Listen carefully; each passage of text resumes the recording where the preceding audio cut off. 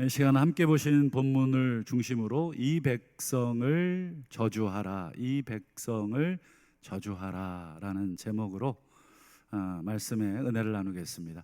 먼저 우리 지난주 이스라엘 백성들이 아모리 땅을 통과하는 중에 아모리 왕 시혼이 와서 대적을 하죠. 그리고 이스라엘을 공격합니다. 그러자 이스라엘이 예전과는 다르게 맞서서 아모리 사람들을 무찌르고 그 땅을 차지했죠. 기억나시나요? 아르논강, 그리고 저 위에 무슨 강이 있었죠? 야복강. 그 두 사이 강 사이의 땅이 아모리 족속이 차지하고 있던 땅이었죠. 그 땅을 차지했던 두 가지 중요한 의미가 있었어요. 첫 번째 의미가, 그것은 하나님이 700여 년 전에 아브라함에게 주시겠다고 하신 그 땅을 주신 것입니다. 그냥 임의로 이스라엘이 어느 땅을 이렇게 해서 이 땅 이렇게 한 게 아니라 하나님이 주시겠다고 한 땅을 이제 정복을 한 것이고, 두 번째 의미가 뭐였습니까?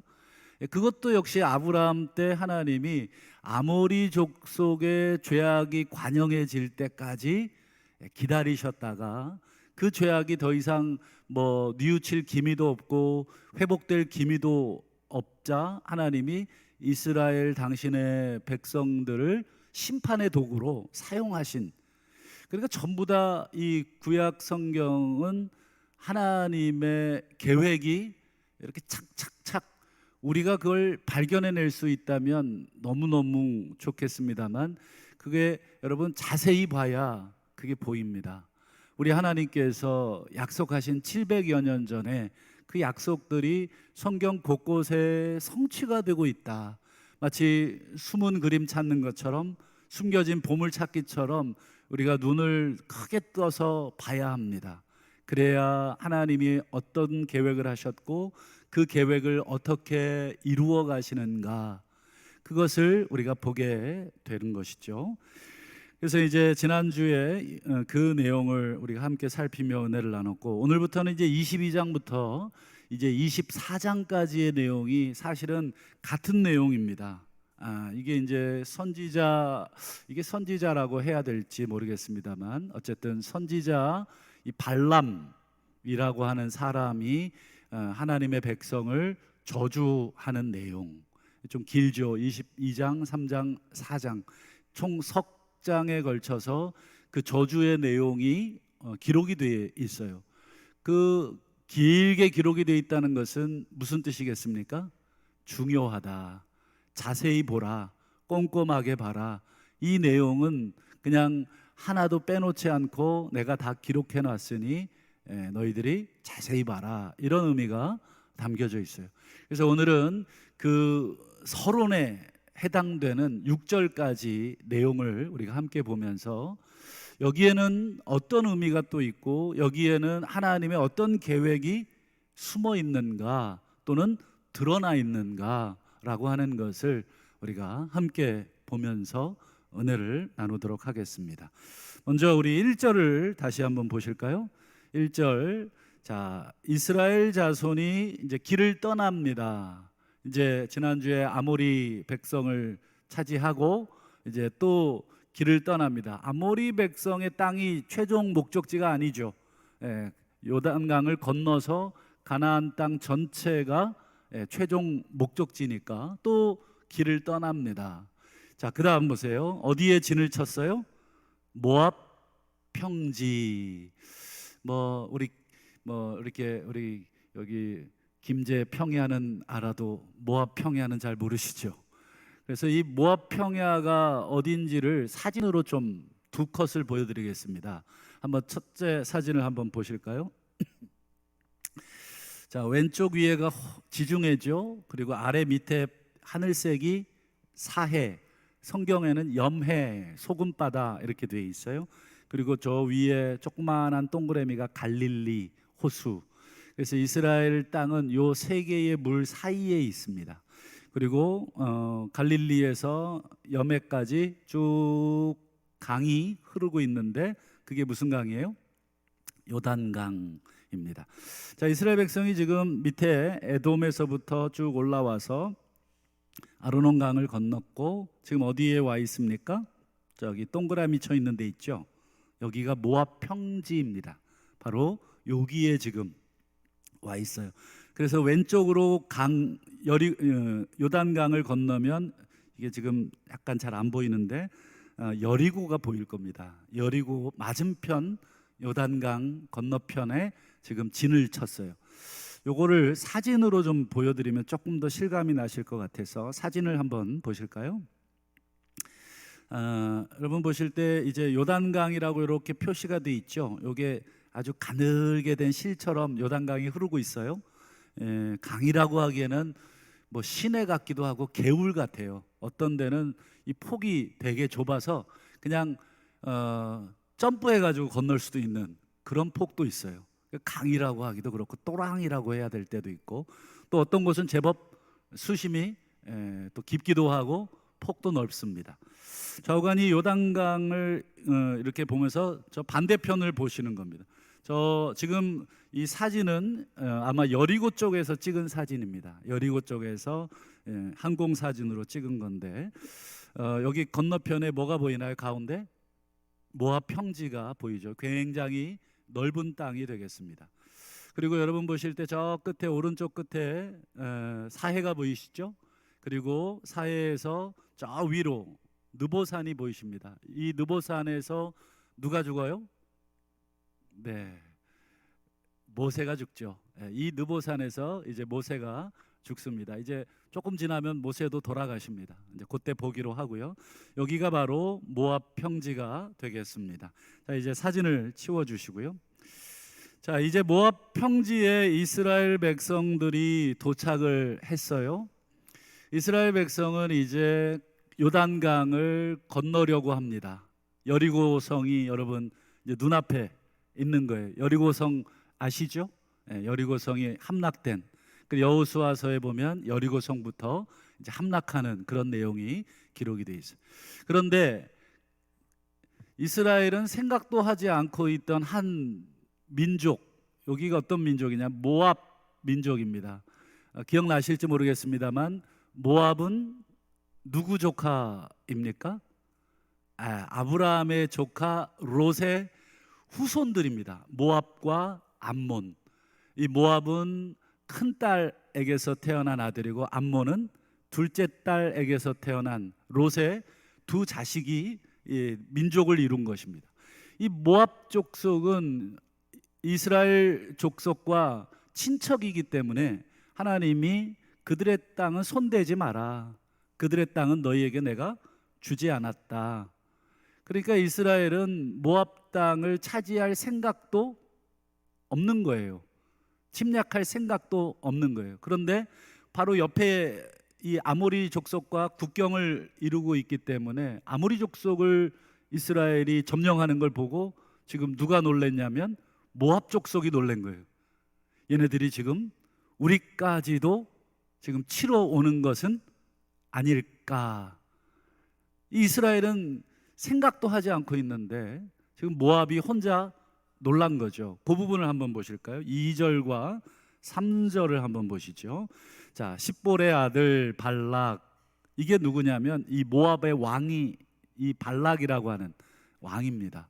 이 십볼의 아들 발락이 이스라엘이 아모리 족속, 아모리인에게 행한 모든 일을 봤어요.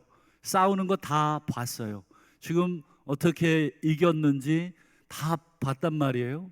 그러니 여러분, 이 얼마나 두렵겠습니까? 아모리 족속도 호전적이고 대단히 강한 민족이고, 심지어 이 아모리 족속은 자신들을 점령한 족속이었어요. 자기보다 센 족속을 이스라엘이 이겼으니까 이게 두려움이, 3절 보세요. 이 모압이 심히 두려워했다. 이 발락이 너무너무 두려운 것입니다. 그래서 이스라엘 백성이 많음으로 모압이 이스라엘 자손 때문에 번민하더라. 여러분, 이 두려움과 여러분 번민, 특별히 여러분 두려움에 사로잡히면 뭐가 마비가 되든가요? 이성이 마비가 됩니다. 뭔가 여러분 한번 어떤 큰 사건 또 사고를 당해 보시면 어떻습니까? 본능적으로 행동하게 돼 있어요. 평소에 내가 가지고 있던 행동 패턴들, 그리고 평소에 내가 생각했던 것들대로 뭐 이성이 작용할 수가 없습니다. 지금 이 모압 족속이 이스라엘 백성들을 보자, 이스라엘 백성이 아모리를 무찌르고 그 땅을 차지한 것을, 그리고 아까 모압 평지 보셨죠? 거기에 여러분 쫙 200만 이상의 백성들이 진을 치고 쫙 있는 모습을 보니까 두렵고 번민으로 가득 찬 거예요. 그러자 어떤 이 사악한 짓을 계획을 하냐면 5절과 6절을 한번 보실까요? 오늘 이제 핵심인데요. 자, 그가 여기서 그는 발락입니다. 이게 발음이 비슷해요. 발락은 모압의 왕이고 발람은요, 선지자 이름입니다. 발락과 발람. 그래서 이 모압 왕 발락이 선지자 발람을 불러요. 아주 멀리서 불러옵니다. 저 위에 이 강가에서 불러왔다는 것은 저 위쪽 강에서 불러옵니다. 한마디로 좀 신통했나 봐요. 그러니까 여러분 멀리서 지금 불러옵니다. 그리고는 6절 보세요. 자, 뭐를 요청합니까? 청하건대 와서 나를 위해 이 백성을 저주하라. 이 백성이 누구예요? 그렇죠. 하나님 백성 이스라엘입니다. 이스라엘을 저주해 달라는 거예요. 지금 원정까지 와서 이스라엘을 좀 저주하십시오. 그렇다면 오늘 우리가 생각해 볼 것이 바로 이 부분입니다. 여러분, 모압 왕 발락이 왜 이스라엘을 저주하려는 계획을 세웠고, 그리고 이 저주 계획은 어떤 의미가 있을까? 이것을 오늘 우리가 함께 답을 찾고 함께 결론을 맺어야 되겠습니다.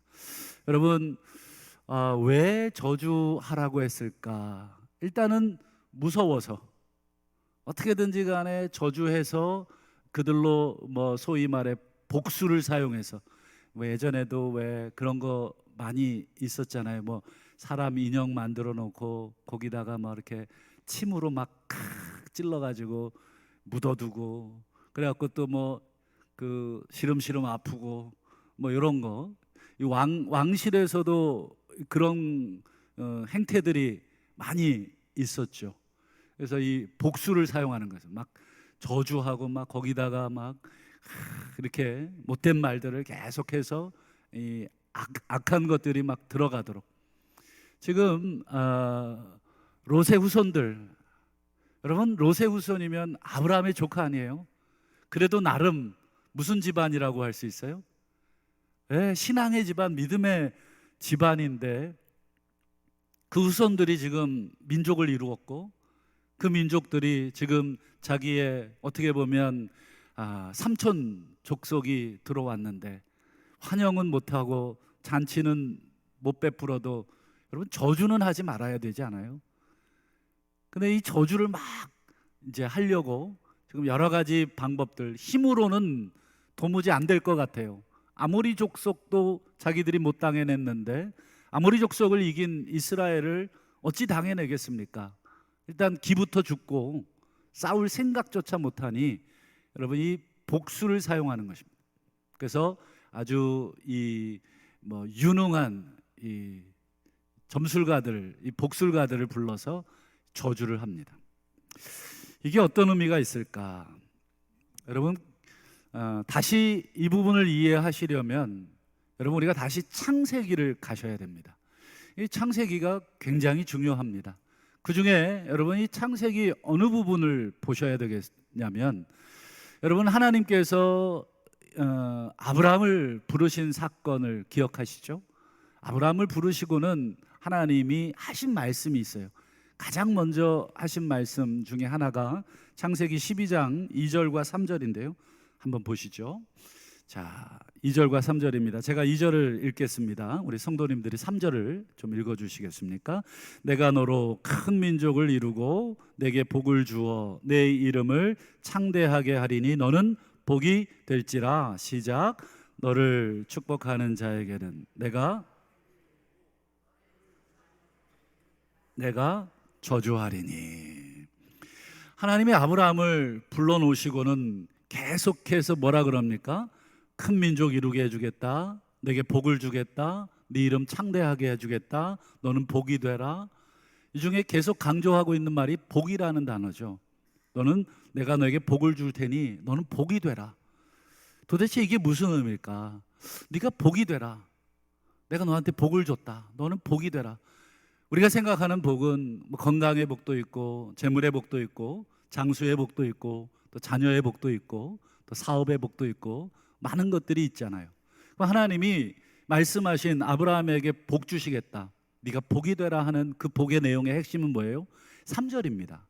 너를 축복하는 자를 내가 축복하고 너를 저주하는 자를 내가 저주한다.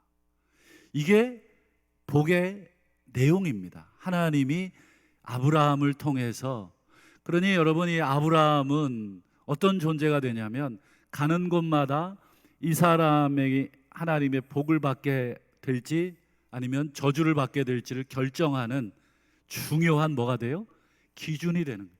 아브라함을 영접하고 아브라함을 축복하는 자는 그 뒤에서 누가 복을 주셔요? 하나님이. 그러니까 이상하게 아브라함을 잘해줬는데 누가 복을 받아요? 네, 내가 복을 받아요. 또 반대로 아브라함에게 저주하고 아브라함을 영접하지 않았더니 누가 저주를 받아요? 내가 저주를 받아요.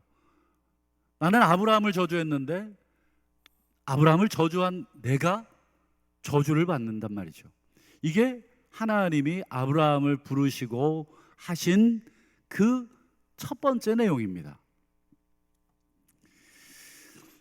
여러분, 아담과 하와 기억나시죠?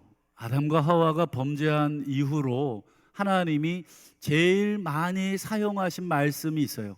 제일 많이 사용한 단어가 있어요. 어떤 단어를 제일 많이 사용하셨을까요? 잘 모르시겠죠? 하나님이 아담과 하와 범죄 이후에 이 성경에 사용된 여러 가지 말씀 중에 제일 많이 사용한 말씀은 저주라는 말입니다. 저주. 여러분, 하나님에 의해서 저주라는 말이 이렇게 많이 나온다는 게 사실 놀랍죠. 이 범죄한 인류에 대한 이 형벌로서의 저주를 하나님이 제일 많이 얘기했어요. 못 믿는 눈치 같아서 제가 몇 곳만 보여드릴게요. 우리 창세기 3장 14, 17절을 한번 같이 보여주실까요? 뱀에게 뭐라고 합니까? 네가 더욱 저주를 받아. 물론 뱀은 저주받아야 되겠지만 어쨌든 이 저주라는 말을 하나님이 사용하셨네요. 또 17절도 보실까요? 아담에게 이르시되 땅은 너로 말미암아 저주를 받아. 이 땅이 무슨 죄가 있어요? 아담 때문에 땅도 저주를 받고 있네요. 또 창세기 4장, 5장, 9장도 한번 보실까요? 창세기 4장. 자, 내 아우의 피를 받았으니 네가, 이건 가인에게 하신 말씀이에요. 네가 땅에서 뭐를 받아요? 저주. 5장도 보세요. 이름을 노아라 하여 이르되 여호와께서 땅을 저주하셨다. 여기도 보면 또 저주. 마지막 9장 25절 같이 한번 읽어보겠습니다. 시작. 이에 이르되, 여기도 보면 이제 가나안에 대한 저주. 오늘 이스라엘 민족이 들어가서 취할 땅 가나안, 그리고 그 민족 가나안은 저주를 받았다. 계속해서 여러분, 아담과 하와가 범죄한 이후로 하나님이 계속 많이 사용하는 단어가 뭐예요? 저주, 저주, 저주, 저주, 저주. 복되신 우리 하나님께서 왜 이렇게 저주를 많이 하셨을까? 그게 하나님의 본심이셨을까?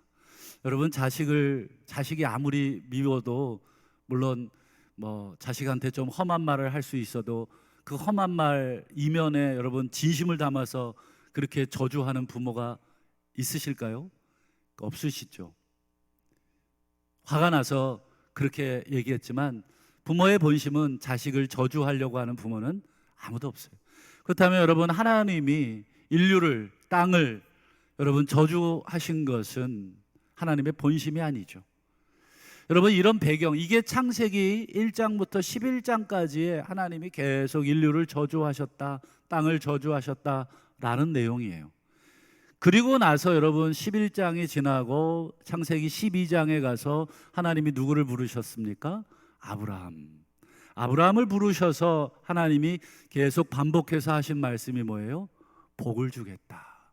한번 여러분, 이런 저주의 배경을 여러분 염두에 두고 다시 창세기 12장 2절과 3절을 여러분 하나님 아버지의 마음으로 한번 다 같이 한번 읽어보도록 하겠습니다. 시작.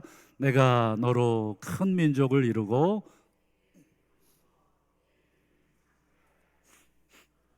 복이 될지라. 너를 축복하는 자에게는 내가 복을 내리고 너를 저주하는 자에게는 내가 저주하리니. 여기 보면 복이라는 말 명시적으로는 3번 나오지만 큰 민족을 이루는 것도 복이고 이름을 창대하게 하는 것도 복이고 온통 복이에요.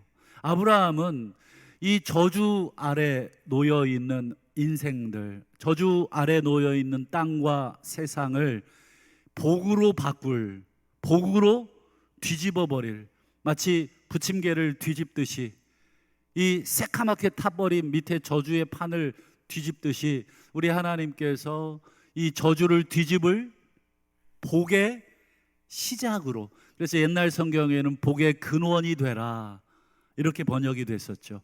근데 원문에는 그냥 복이라고 되어 있습니다. 너는 복이 되라, 복 그 자체가 되라. 그래서 너로 하여금 내가 오늘부터 다시 이 세상을 저주하지 않고 다시 복되게 하겠다. 그러니 여러분, 하나님 마음속에는 뭐가 가득했냐면 이 세상을 다시 복되게 하시려고 하는 그 마음이 가득하신 거예요. 그리고 여러분, 온 세상을 복되게 할 그 아브라함, 복덩어리 그 자체인 아브라함과 그의 후손인 이스라엘 민족. 여러분, 이스라엘 민족이 우리가 민수기를 우리가 짧게 봤지만 여러분, 얼마나 지지리도 말도 안 듣고 얼마나 그렇게 원망하고 불평하고 이랬나요? 참, 자식으로 치자면 진짜 말 안 듣는 자식. 그런데 여러분, 그래도 그 자식은 누구 자식이에요? 내 자식이잖아요. 여러분, 말 안 듣고 꿀밥 맞고 채찍질 당해도 그 자식은 누구 자식이냐면 하나님 자식이고 아브라함의 후손이에요. 그걸 다르게 말하면 복의 후손들이에요. 이스라엘은 그냥 혈통적으로 아브라함의 후손이 아니라 복의 후손이요, 하나님이 약속하신 그 복을 온 세상에 보여줄 그 복의 후손들입니다. 그 복의 후손들이 지금 약속의 땅을 가고 있는 중에 지금 롯의 후손 모압 족속이 무슨 짓을 하고 있는 거예요? 저주하려고, 그것도 멀리 외국까지 가서 여러분 이 신통하다고 하는 이 선지자를 데려다 놓고 주문을 걸라는 거예요. 너는 밥만 먹고 이 저주만 해라. 내가 원하는 대로 돈 주고 네가 원하는 지위를 높여주겠다. 백지수표를 지금 내밀면서 지금 이스라엘을 저주시키는, 지금 이스라엘을 저주하고 있는 이 모습은 무슨 의미가 있어요? 단순히 우리의 영토를 침략할 침략자를 막겠다는 그 정도의 의미가 아니라 지금 이 모압 왕 발락이 하려고 하는 이 계획은 지금 700여 년 전에 하나님께서 아브라함을 부르셨을 때 아브라함 어떤 존재로 세우셨다고요? 복. 온 세상이 저주로 가득한 그 세상을 다시 복되게 하기 위해서 하나님께서 세우신 그 복 덩어리, 그리고 그 복 자체의 후손들을 지금 어떻게 합니까? 저주한다는 것은 지금 누구를 저주한다는 것입니까? 하나님을 저주하는 것이요, 하나님을 대적하는 것이 되는 것이죠. 발락이 그걸 알았을까요? 꿈에도 몰랐을 겁니다. 발락이 지금 이스라엘 민족 그저 두려워서, 무서워서 자기 땅 차지할까 봐 자기 땅으로 못 오게 힘을 좀, 복수를 사용해서 빼겠다, 이 정도 계획을 했지, 그 뒤에 이 엄청난 하나님이 계시다고 하는 것을 도무지 몰랐습니다. 만약에 알았다 그러면 그렇게 했겠습니까? 절대 생각하지도 못할 것이죠. 여러분, 이 하나님의 복, 이스라엘 민족을 저주했던 이 모압 족속은 어떻게 됐을까요? 궁금하시죠? 예고편만 보여드리겠습니다. 민수기 24장 17절을 한번 보실까요? 한 별이 야곱에게서 나오며 한 규가 이스라엘에게서 일어나 모압을 이쪽에서 저쪽까지 쳐서 무찌르겠다. 이쪽에서 저쪽까지 그냥 뭐 사정없이 쳐서 무찌르겠다. 이 모압이 누구예요? 지금 이스라엘을 저주하려고 하는 이 발락이 왕으로 다스리는 족속입니다.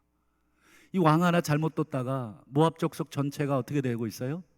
패가 망신하고 있어요. 참 불행한 일이죠. 나중에 보면, 이 선지서에 보면 이 모압 족속에 대한 이 하나님의 저주와 경고가 계속 반복이 됩니다. 아브라함의 후손 이스라엘 민족을 저주하려고 했던 이 모압 족속은 하나님의 저주를 받아서 완전히 망하게 됩니다. 여러분, 마태복음 10장 40절 말씀 한번 딱 보여드리면 아실 텐데 한번 볼까요? 한번 같이 읽어보겠습니다. 시작. 너희를 영접하는 자는 나를 영접하는 것이고 나를 영접하는 자는 나를 보내신 이를 영접하는 것이다. 이거를 요즘 우리 젊은 애들 말로 니 뒤에 나 있다예요. 니 뒤에 나 있다.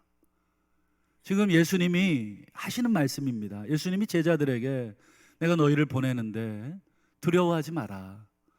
너희를 영접하는 자는 너희를 뒤에 있는 나를 영접하는 것이고, 그리고 너희들을 영접하는 것은 나뿐 아니라 내 뒤에 계신 나를 보내신 분 하나님을 영접하는 것이다. 그러니 여러분, 세상 사람들은 하나님은 못 보고 예수님도 못 보고 우리만 보겠죠. 우리를 향한 그들의 태도가 뭐를 결정합니까? 그들의 운명을 결정합니다. 우리가 전해준 복음의 그 짤막한 메시지를 여러분 영접하지 않는 것, 그들은 그저 그냥 교회 오라는 그저 큰아빠 작은아빠의 그 전도가 귀찮고 지금까지 내 힘대로 그냥 재밌게 살았는데 무슨 교회냐, 무슨 예수 믿냐, 그 정도 거부한 것으로, 영접하지 않은 것으로 생각했겠지만, 알고 보니 여러분, 우리가 전해준 그 복음의 소식, 우리가 얘기한 예수님의 이야기를 거부한 것은 누구를 거부한 것이고 또 누구를 거부한 것입니까? 우리 뒤에 계신 예수를 거부한 것이고 예수님 뒤에 계신 하나님을 거부한 것입니다. 그것을 아브라함식으로 표현하면 너를 축복하는 자를 내가 축복하고 너를 저주하는 자를 내가 저주하겠다. 참 별꼴이네. 예수를 믿으라고 하니 참 너도 참 답답하다. 내 주먹이나 믿어라. 이건 저주입니다. 저주. 너희를 저주하는 자를 하나님이 저주하겠다. 만약에 이걸 알고 있다면 쉽게 저주가 나올까요? 만약에 여러분 뒤에 정말 엄청난 이 큰 힘을 가진 사람이 있다 그러면 저는 아마 함부로 여러분들을 못 대할지 모르겠어요. 근데 여러분 가진 것도 없고 여러분 뒤에 아무 힘도 없으니까 내가 꿀밤도 먹이고 함부로 대하는 거잖아요. 근데 내 뒤에 여러분 엄청난 사람도 있고 힘도 있는데 내가 그것도 모르고 막 꿀밤을 여러 번 먹였어요. 뭐 어떻게 되겠습니까? 저는 죽은 목숨이죠. 그렇지 않겠습니까? 여러분, 바울이 자기를 어떻게 소개하냐면 그리스도의 일꾼으로도 소개하고 사도로도 소개하고 종으로도 소개하고 여러 가지로 자기 자신을 소개했잖아요. 그 중에 여러분 기억에 남는 사도 바울의 소개법이 있어요. 여러분들이 세상 앞에서 나를 어떻게 소개할 것인가, 나를 어떻게 정의할 것인가가 굉장히 중요한데, 여러분 혹시 자존감이 너무 낮으신 분 계시면 오늘 이 바울이 자기를 소개한 이 내용을 보고 여러분 자존감을 높이실 수 있기를 바랍니다. 여러분 세상 앞에서는 우리가 뭐 성적으로 평가받고 또 사회적인 지위로 등급을 매기고 그렇게 평가를 받을지 몰라도 오늘 바울은 그런 기준으로 자기를 보지 않아요. 자기를 뭐라고 소개하냐면, 여러분 고린도후서 2장 15절과 16절을 한번 보시죠. 자, 우리는 하나님 앞에서 뭐라고 소개합니까? 그리스도의 향기입니다. 우리는 그리스도의 향기입니다. 그리스도를 냄새 맡게 해주는 향기라는 거예요. 야, 이게 무슨 냄새지? 야, 오늘 뭐 저녁, 오늘 점심 김칫국인가? 오늘 된장국인가? 여러분 냄새를 맡고 여러분 알잖아요. 우리가 여러분 풍기는 냄새가 있다는 거예요. 근데 냄새를 맡아서 이렇게 보니까 뭐가 보여요? 그리스도가 보인다는 거예요. 그리스도를 냄새 맡게 해주는 향기라는 거예요. 우리는 여러분 그리스도를 나타내는 존재라는 것인데 16절도 보세요. 자, 이 사람은 나를 통해서 냄새를 맡기는 맞는데 나를 저주함으로 말미암아, 나를 영접하지 않음으로 말미암아 사망에 이르게 되는 냄새가 되는 거예요. 나 때문에 이 사람이 죽게 되는 거예요. 나를 영접하지 않아서, 나를 저주해서.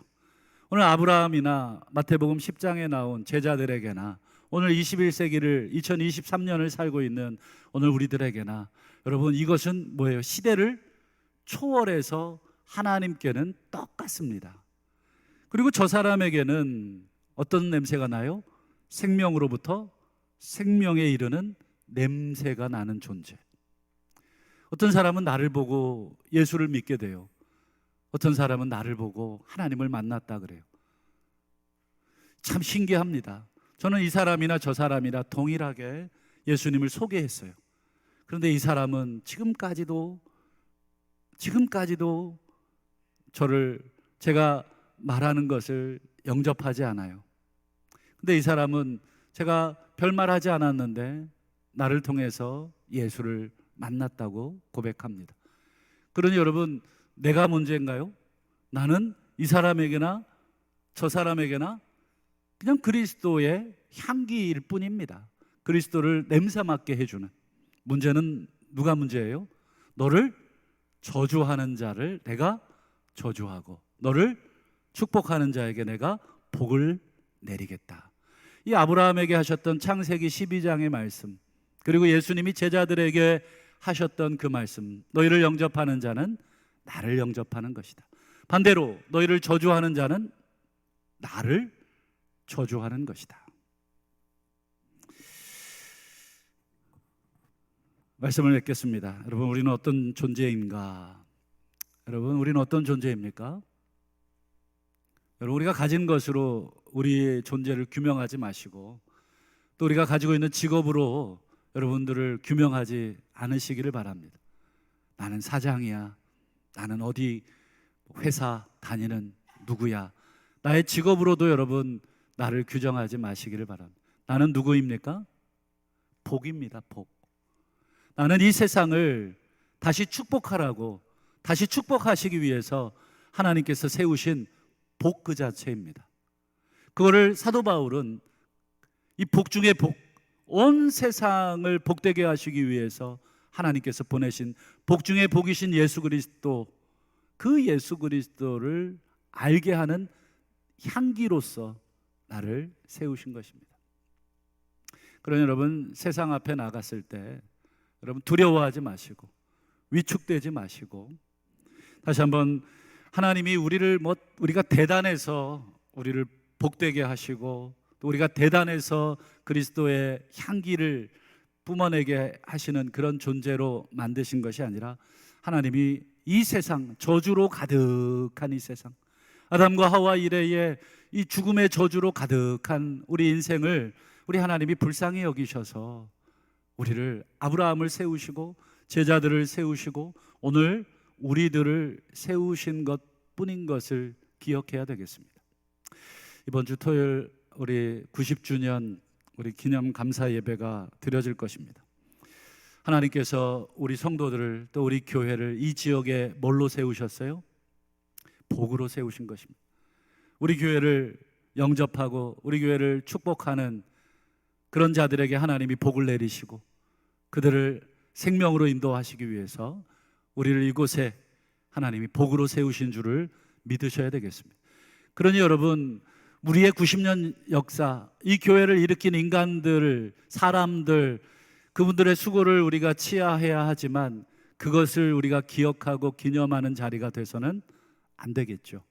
오직 하나님이 이 지역을 다시 복되게 하기 위해서 곳곳에 하나님의 종들을 보내셔서 너는 복이 되라, 너는 복이 되라, 네가 있는 그곳에서 네가 만나는 사람들에게 복이 되고 그리스도의 향기가 되라고 하신 그 하나님의 은혜를 다시 한번 감사하고 향후 100년 또 152년 200년 우리 주님 다시 오실 때까지, 언제 오실지 모르겠지만 그때가 우리의 사명을 마감하는 때인 줄로 믿고, 다시 한번 내일부터 시작되는 우리 세상살이의 삶 속에 여러분 많은 사람들 앞에 복으로 서시고 많은 사람들 앞에 그리스도의 향기로 서셔서 하나님의 크신 사랑과 계획을 우리 증거하시는 우리 복된 인생이 다 되시기를 주의 이름으로 축원합니다.